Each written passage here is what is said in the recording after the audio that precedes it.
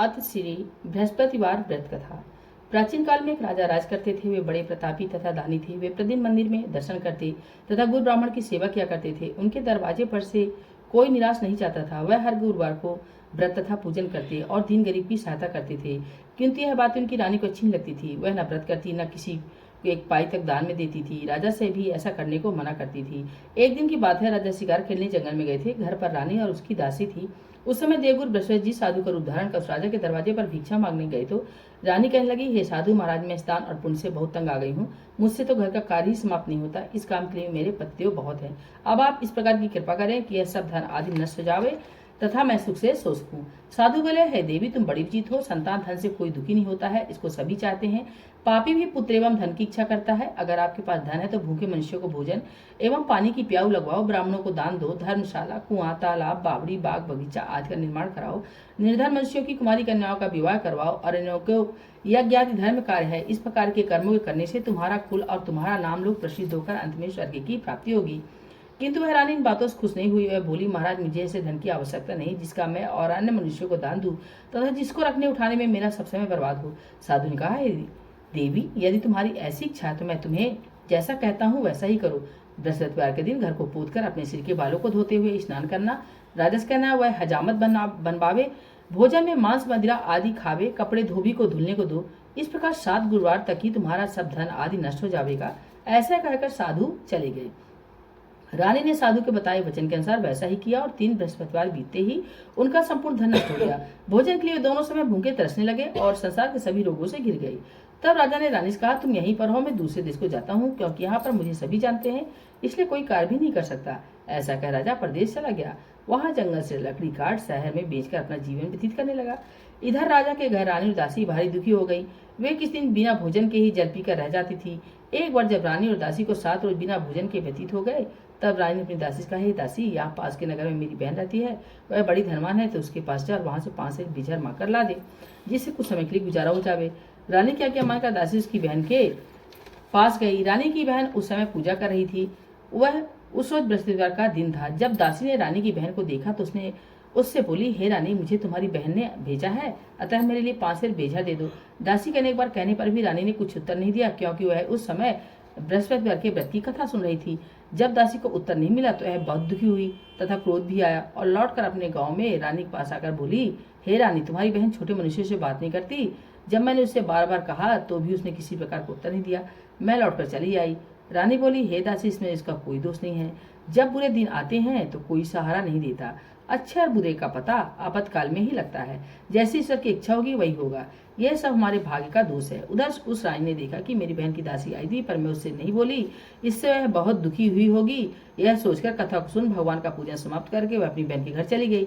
वहां अपनी बहन से कहने लगी, हे बहन, मैं बृहस्पतिवार का व्रत कर रही थी, तुम्हारी दासी गई, परंतु जब तक कथा होती है तब तक बहन न उठते हैं और न बोलते हैं, इसलिए मैं नहीं बोली। कहो दासी क्यों गई थी? रानी बोली, बहन, हमारे यहाँ खाना नहीं था, इसलिए मैंने दासी को तुम्हारे पास 5 सेर बीजा लेने को भेजी थी। रानी बोली, देखो, बृहस्पतिवार भगवान सबकी मनोकामना पूर्ण करते हैं, देखो शायद तुम्हारे घर में अनाज रखा हो। इस प्रकार बहन के वचन जब रानी ने सुने तो वह घर के अंदर गई और वहां उसे एक घड़ा बेझर का भरा मिल गया। अब तो रानी और दासी बहुत ही प्रसन्न हुई। तब दासी बोली, कहने लगी, हे रानी, देखो, वैसे हमको जब भोजन नहीं मिलता तो हम रोज ही व्रत करते हैं। अगर इसे व्रत की विधि और कथा पूछ ली जावे तो इसे हम भी करेंगे। तब उस रानी ने अपनी बहन से पूछा, हे बहन, बृहस्पतिवार के व्रत की कहानी क्या है और यह व्रत कैसे करना चाहिए? तब उसने कहा, हे बहन, गुरु के व्रत में चना की दाल, गुड़, मुनक्का से विष्णु भगवान का केले की जड़ में पूजन करे तथा दीपक जलावे, पीला भोजन करें, कथा सुने। ऐसा करने से गुरु भगवान प्रसन्न हो, अन्न, धन, पुत्र, परिवार देते हैं और सभी मनोकामना पूर्ण करते हैं। तब रानी और दासी दोनों निश्चय किया कि हम भी बृहस्पति भगवान का पूजन अवश्य करेंगे। 7 रोज जब बृहस्पतिवार का आया तो उन्होंने व्रत रखा। दासी गुस्सा में जाकर चना व गुड़ मिल लाई और उसकी दासी केले की जड़ के सहित विष्णु भगवान का पूजन किया। किंतु पीला भोजन कहाँ से आवे, विचार कर बड़ी दुखी हुई। किंतु उनके व्रत से गुरु भगवान प्रसन्न हो 2 थालों में सुंदर पीला भोजन लेकर आए और दासी को देकर बोले, हे दासी, तुम्हारी रानी के लिए भोजन है, तुम दोनों इस भोजन को ग्रहण करना। दासी भोजन को पाकर बड़ी प्रसन्न होकर रानी से बोली, रानी, भोजन कर लो। रानी को इस विषय में कुछ पता नहीं था, इसलिए वह बोली, अरे दासी, तू ही भोजन कर, क्योंकि तुम्हारी व्यर्थ में हंस उड़ाती है। दासी बोली, एक महात्मा भोजन दे गए हैं। रानी कहने लगी, वह भोजन तेरे लिए दे गए हैं, तू ही भोजन कर ले। दासी ने कहा, वह महात्मा हम दोनों को 2 थालों में भोजन दे गए, इसलिए हम और तुम दोनों ही साथ साथ भोजन करेंगे। इस प्रकार रानी और दासी ने गुरु भगवान को नमस्कार करके भोजन किया। अब तो वह हर बृहस्पतिवार को गुरु भगवान का व्रत और विष्णु भगवान का पूजन करने लगी। बृहस्पति भगवान की कृपा से फिर रानी और दासी के पास काफी धन हो गया। रानी फिर से उसी प्रकार आलस करने लगी। तब दासी बोली, देखो रानी, तुम पहले इसी प्रकार आलस किया करती थी, तुम्हें धन के रखने में कष्ट होता था, इस कारण सभी धन नष्ट हो गया है। अब गुरु भगवान की कृपा से पुनः धन प्राप्त हुआ है, तो फिर तुम्हें आलस होता है। बड़ी मुसीबतों के बाद हमने धन पाया है, इसलिए हमें दान पुण्य करना, भूखे मनुष्यों को भोजन कराना, प्याऊ लगवाना, ब्राह्मणों को दान देना, कुआं, तालाब, बावड़ी आदि का निर्माण करवाना, मंदिर पाठशाला बनाकर दान देना चाहिए। कुंवारी कन्या का विवाह करवाकर धन को अच्छे और धर्म के कार्य में खर्च करो, जिससे तुम्हारा और तुम्हारे कुल का यश फैलकर तुम्हें स्वर्ग प्राप्त होगा तथा तुम्हारे पितर प्रसन्न होंगे। रानी ने इस प्रकार के सभी कार्य करने प्रारंभ कर दिए, जिसका उसका काफी यश फैलने लगा। इधर राजा परदेश में जाकर दुखी रहने लगा। प्रतिदिन जंगल से लकड़ी बीनकर लाता और उन्हें शहर में बेचकर अपने दुखी जीवन को बड़ी घटनाएं से व्यतीत करता था। एक दिन राजा दुखी होकर अपनी पुरानी बातों को याद करके रोने लगा। तब उस जंगल में से बृहस्पति देव साधु का रूप धारण कर आ गए और राजा को फंसाकर बोले, हे लकड़ाई, तुम इस सुनसान जंगल में किस चिंता में बैठे हो, मुझको बतलाओ। यह सुनकर राजा ने तुरंत में पानी भर ला और साधु बंद कर बोला, हे प्रभु, आप सब कुछ जानने वाले हो। इतना कह साधु को अपनी संपूर्ण कथा बता दी। महात्मा स्वभाव से ही दयालु होते हैं। बोले, हे राजा, तुम्हारी स्त्री ने बृहस्पति देव का अपराध किया था, जिस कारण तुम्हारी यह दशा हुई। अब तुम किसी प्रकार की चिंता मत करो, भगवान तुम्हें पहले से अधिक धनवान करेंगे। देखो, तुम्हारी स्त्री ने गुरुवार का व्रत आरंभ कर दिया है और तुम मेरा कहा मानकर बृहस्पतिवार को व्रत करके चने की दाल और गुड़ जल के लोटी में डालकर केले का पूजन कर कथा सुनो, भगवान तुम्हारी सब मनोकामनाओं को पूर्ण करेंगे। साधु को प्रसन्न देकर राजा बोला, हे प्रभु, मुझे लकड़ी बेचकर इतना पैसा नहीं मिलता जिससे भोजन करने के उपरांत कुछ बचा सकूं। मैंने रात को सपने में अपनी रानी को व्याकुल देखा, मेरे पास कुछ भी नहीं जिससे मैं उसकी खबर मंगा सकूं, और फिर मैं कौन सी कथा सुनी यह भी कुछ मुझको मालूम नहीं है। साधु ने कहा, राजा, तुम किसी बात की चिंता मत करो। बृहस्पतिवार के दिन रोजाना की तरह लकड़ियां लेकर शहर जाओ, तुमको उस दिन और उसे दुगना धन प्राप्त होगा, जिससे तुम बड़ी प्रकार भोजन कर बृहस्पति देव की पूजा का सामान भी ला सकोगे। बृहस्पतिवार की कथा इस प्रकार से है। प्राचीन काल में एक बहुत ही निर्धन ब्राह्मण था, उसे कोई भी संतान नहीं थी। उसकी स्त्री बहुत मलिनता के साथ रहती थी। वह न रोज स्नान करती, न किसी देवता का पूजन करती। प्रातः काल उठते ही सर्वप्रथम भोजन करती, बाद में कोई अन्य काम करती थी। इससे ब्राह्मण देवता बड़े दुखी थे। बेचारे बहुत कुछ कहते, परंतु उसका कोई परिणाम नहीं निकलता था। भगवान कृपा से ब्राह्मण की स्त्री गर्भ से कन्या रूपी रत्न पैदा हुआ। वह कन्या अपने पिता घर में बड़ी होने लगी। पूर्व से बालिका प्रातः स्नान करके विष्णु भगवान का जप करने लगी तथा बृहस्पतिवार को व्रत करने लगी। अपने पूजन पाठ को समाप्त करके स्कूल जाती तो अपनी मुट्ठी में जौ भर कर ले जाती और पाठशाला के मार्ग में डालती जाती थी। तब ये जौ सड़ हो जाते और लौटते समय उनको बीन कर अपने घर ले आती थी। एक दिन वह बालिका सूप में सोने के जौं को फटक कर साफ कर रही थी। उस समय उसके पिता ने देख लिया और कहा, बेटी, सोने के जौं को फटकने के लिए सोने का सूप ही होना चाहिए। दूसरे दिन गुरुवार था। इस कन्या ने व्रत रखा और बृहस्पति देव से प्रार्थना कर कहने लगी, हे प्रभु, मैंने आपकी पूजा सच्चे मन से की हो तो मेरे लिए सोने का सूप दे दो। बृहस्पति ने उसकी प्रार्थना स्वीकार कर ली। रोजाना तरह करना जौ फैलाती हुई जाने लगी। जब लौटकर जौ भी नहीं थी तो बृहस्पति देव की कृपा से वहीं सोने का सूप भी मिल गया। उसे वह घर ले आई और उसे जौ साफ करने लगी, परंतु उसकी माँ का ढंग वही रहा। एक दिन की बात है, वो कन्या सोने के सूप में सोने के जौ साफ करी थी।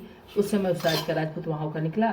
वह इस कन्या के रूप आकार को देखकर मोहित हो गया। अपने महल में ले जाकर भोजन तथा जल त्याग कर उदास होकर लेट गया। राजा इस समाचार को पाकर अपने प्रधानमंत्री के साथ उसके पास गए और बोले, बेटा, तुम्हें किस बात का कष्ट है? किसी ने तुम्हारा अपमान किया है और अथवा कोई कारण है सो कहो, मैं वही कार्य करूंगा जिससे तुम्हें प्रसन्नता हो। अपने पिता की बात सुन वह बोला, मुझे आपके कृपा से किसी बात का दुख नहीं है और न किसी ने मेरा अपमान किया है, परंतु मैं उस लड़की के साथ विवाह करना चाहता हूँ जो सोने के सूप में सोने के जौ साफ करी थी। राजा सुनकर आश्चर्य पड़ गया और बोला, हे बेटा, इस प्रकार की कन्या का पता तुम ही लगाओ, मैं उसके साथ तेरा विवाह अवश्य करवा दूंगा। राजकुमार ने राजा को उस लड़की के घर का पता बतला दिया। तब मंत्री उस लड़की के घर गए और ब्राह्मण को राजा का सभी हाल बतलाया। ब्राह्मण देवता राजकुमार के साथ अपनी कन्या का विवाह करने के लिए तैयार हो गया और विधि विधान के अनुसार ब्राह्मण कन्या का विवाह राजकुमार के साथ हो गया। कन्या के घर जाते ही पहले भांति उस ब्राह्मण देवता घर में गरीबी का निवास हो गया। अब भोजन के लिए भी अन्य बड़ी मुश्किल से प्राप्त होने लगा। एक दिन बहुत दुखी होकर ब्राह्मण देवता अपने पुत्री के पास गए। बेटी ने पिता को दुखी अवस्था में देखा और उससे अपनी माँ का कुशल पूछा। तब ब्राह्मण ने अपना सभी हाल कहा। कन्या ने बहुत श्रद्धा देकर अपने पिता को विदा किया। इस प्रकार उस ब्राह्मण का कुछ समय सुखपूर्वक व्यतीत हुआ, किंतु कुछ दिन बाद फिर वही हाल हो गया। ब्राह्मण फिर अपनी कन्या के यहाँ गया और कहा सभी हाल कहा तो लड़की बोली, हे पिता, आप माता जी को यहाँ दिवा लाओ, मैं उनसे सभी बात ठीक ठीक कह दूंगी। पुत्री की सलाह मानकर वह ब्राह्मण देवता अपनी स्त्री को लेकर वहां पहुंचे तो पुत्री अपनी माँ को समझाने लगी, हे माँ, तुम प्रातःकाल उठा करो, प्रथम स्नान करके विष्णु भगवान का पूजन किया करो तो सब दरिद्रता नष्ट हो जाएगी। परंतु उसकी माने की बात नहीं मानी और प्रातःकाल उठकर अपनी पुत्री के बच्चों को जूठन को उठाकर खा लेती। और जब पुत्री पूजन आदि के लिए कहती तो वह कह देती, मैंने तो खाना खा लिया है।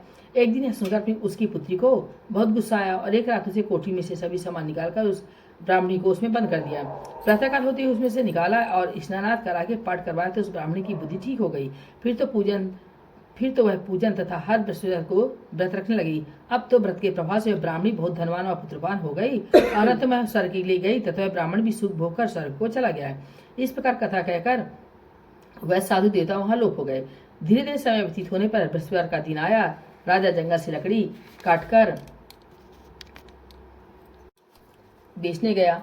उसे उस दिन से अधिक पैसा मिला। राजा ने चना गुड़ आदि लाकर गुरुवार का व्रत किया। उस दिन से उसकी सभी कठिनाइयां दूर होने लगी। परंतु जब दोबारा गुरुवार का दिन आया तो राजा बृहस्पतिवार का व्रत करना भूल गया। इस कारण बृहस्पति भगवान नाराज हो गए। सहसा तभी उस नगर के राजा ने विशाल यज्ञ का आयोजन किया तथा शहर में घोषणा करा दी, कोई मनुष्य अपने घर भोजन न बनावे, न अग्नि जलावे, सभी जनता मेरे यहाँ भोजन करने आवे। जो इस आज्ञा को न मानेगा उसके लिए फांसी की सजा दे दी जाएगी। इस प्रकार की संपूर्ण घोषणा नगर में करवा दी गई। राजा के आज्ञा अनुसार शहर के सभी लोग भोजन करने गए, लेकिन लकड़हारा कुछ देर से पहुंचे से राजा उसको स्वयं अपने साथ महल में लिवाकर ले गए और ले जाकर उसे भोजन करा रहे थे तो रानी की दृष्टि स्कूटी पर पड़ी जिस पर उसका हाथ लटका हुआ था। वह वहां पर दिखाई दिया। रानी ने निश्चय किया कि मेरा हार इस मनुष्य ने चुरा लिया है। उसी समय पुलिस को बुलाकर उसको जेल खाने में डलवा दिया। जब राजा लकड़हारा जेल खाने में पड़ गया और बड़ा दुखी होकर विचार करने लगा कि न जाने किस पूर्व जन्म के कर्म से मिले यह दुख प्राप्त हुआ और उसी साधु को याद करने लगा जो कि जंगल में मिला था। उसी समय तत्काल बृहस्पति जी साधु के रूप में प्रकट हो गया और उसकी दशा देखकर कहने लगे, अरे मूर्ख, तुमने बृहस्पति देवता की कथा नहीं करी, इसका तेरे लिए दुख प्राप्त हुआ है। अब चिंता मत कर, बृहस्पतिवार के दिन जेल खाने के दरवाजे पर 4 पैसे पड़े मिलेंगे, उनसे तू बृहस्पति देव का पूजन करना तो तेरे सभी कष्ट दूर हो जाएंगे। बृहस्पतिवार के दिन उसे 4 पैसे मिले। राजा ने कथा की तो उसी रात को बृहस्पति ने उस नगर के राजा को सपने में कहा, हे राजा, तुमने जिस आदमी को जेल खाने में बंद कर दिया वह निर्दोष है, उसे छोड़ दो। रानी का हार उसी खूंटी पर लटका हुआ है, अगर तू नहीं छोड़ेगा मैं तेरे राज को नष्ट कर दूंगा। इस प्रकार के रात के स्वप्न को देखकर राजा प्रातःकाल उठा और खूंटी पर हार को देखकर लकड़हारी को बुलाकर क्षमा मांगी तथा राजा के योग्य सुंदर वस्त्र आभूषण देकर विदा किया तथा गुरुदेव की आज्ञा के अनुसार राजा प्रदेश में बृहस्पतिवार का व्रत करते हुए आनंद पूर्वक रहने लगा। अब एक दिन रानी और दासी विचार करने लगी कि न जाने राजा किस प्रकार से हैं, उनकी कोई खबर ही नहीं मिली। तो गुरु भगवान से उन्होंने प्रार्थना की। भगवान ने रात में राजा सपने में कहा कि हे राजा, उठ, तेरी रानी तुझको याद करती है, तू अपने देश को चला जा। राजा प्रातःकाल उठा और विचार करने लगा, इससे याद खाने और पहनने की संगनी होती है। पर भगवान की आज्ञा मानकर अपना नगर के लिए चल दिया। राजा जब नगर के निकट पहुंचा तो उसे बड़ा ही आश्चर्य हुआ। नगर में पहले से अधिक बाग, तालाब और कुएं हैं, बहुत सी धर्मशाला मंदिरात बन गए हैं। राजा ने पूछा है किसका बाग और धर्मशाला है। तब नगर के लोग कहते हैं कि सब रानी और बांदी के हैं। तो राजा को और भी आश्चर्य हुआ तथा गुस्सा भी आया। जब रानी ने खबर सुनी कि राजा आ रहे हैं तो उसने बांदी से कहा है, देख राजा हमको कितनी बुरी हालत में छोड़कर गए थे, कहीं हमारी ऐसी हालत देखकर लौट न जाए, इसलिए तू दरवाजे पर खड़ी हो जा। आज्ञा अनुसार दासी दरवाजे पर खड़ी हो गई और जब राजा आए तब उन्हें लिवा लाई। तब राजा ने क्रोध करके अपनी तलवार निकाली और पूछने लगे, बताओ यह धन तुम्हें कैसे प्राप्त हुआ है। तब रानी और दासी ने कहा, हमें यह सब धन बृहस्पति जी के व्रत के प्रभाव से प्राप्त हुआ है। यह सुन राजा ने निश्चय किया कि 7 रोज बाद तो सभी बृहस्पति देव का पूजन करते हैं, परंतु मैं अब रोजाना दिन में 3 बार कथा कहा करूंगा और व्रत किया करूंगा। अब हर समय राजा के दुपट्टे में चने की दाल बनी रहती है और दिन में 3 बार कथा कहता। एक दिन राजा ने विचार किया, चलो अपनी बहन क्या हो आवे। इस प्रकार निश्चय का राजा घोड़ी पर सवार हो अपनी बहन क्या चलने लगा। मार्ग में उसने देखा कुछ आदमी एक मुर्दे को ले जा रहे हैं। राजा उनसे कहने लगा, अरे भैया, मेरी बृहस्पतिवार की कथा सुन लो। वे बोले, लो, हमारा तो आदमी मर गया है, इसे अपनी कथा की पड़ी है।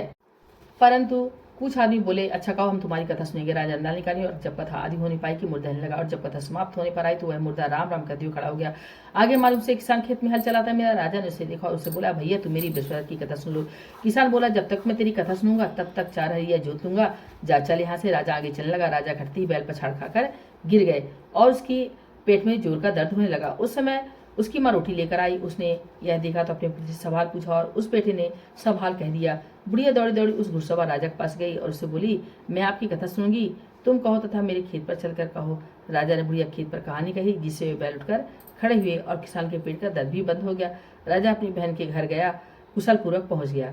बहन ने भाई खूब मेहमानी की। दूसरे दिन प्रातःकाल राजा ने अपनी बहन से कहा कि ऐसा कोई मनुष्य है जिसने भोजन ना किया हो, वह मेरी बृहस्पतिवार की कथा सुन ले।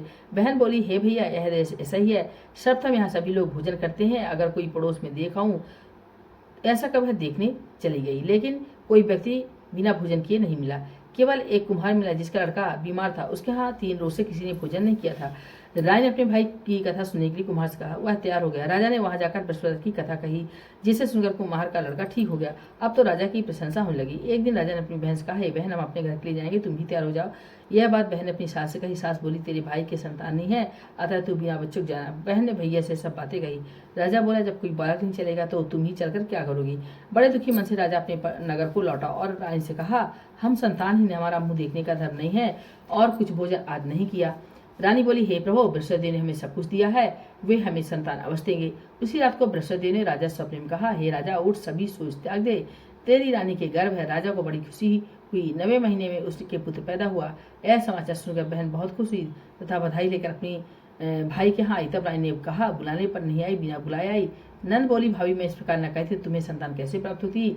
बृहस्पति ऐसे ही है, ऐसी जिनके मन में कामनाएं होती हैं वे सभी को पूर्ण करते हैं। जो भावना से प्रेम पूर्वक बृहस्पति का व्रत करके उनकी कथा सुनता अथवा सुनाता है, बृहस्पति उसकी सभी मनोकामनाएं पूरी करते हैं।